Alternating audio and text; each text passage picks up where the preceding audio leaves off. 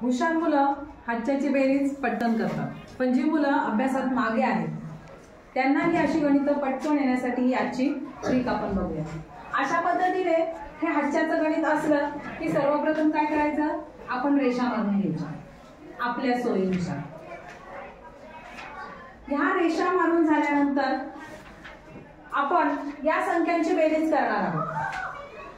विद्यार्थी मित्रांनो, एक लक्षात ठेवा की कोणत्याही दोन संख्येची बेरीज ही 2 अंकात येते, 3 अंकात येत नाही, ती 2च अंकात येते। आता 7 आणि 9 ची बेरीज किती येते? 16। आता हे 16 लिहिताना आपण कसे लिहिणार?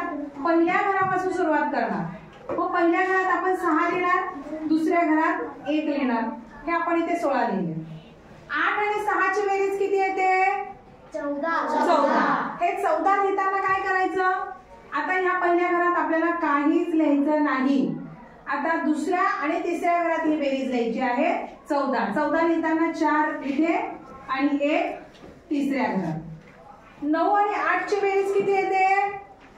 8 आणि 8 16 आणि 1 17। 17 लिहिताना काय करायचं? इथे आपल्याला काहीच लिहायचं नाहीये, आपण असं आडवी टिक करूया, इथे आपल्याला काहीच लिहायचं नाहीये। आता 17 कसे लिहिणार?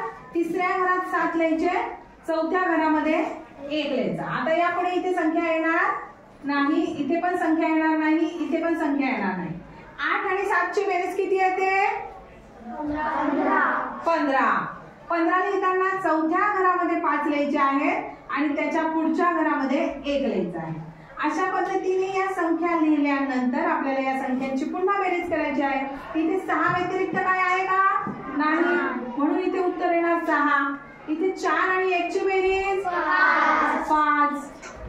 इथे 7 आणि 1 ची बेरीज 8 आणि इथे 5 आणि 1 ची बेरीज 6 आणि इथे फक्त आहे 1।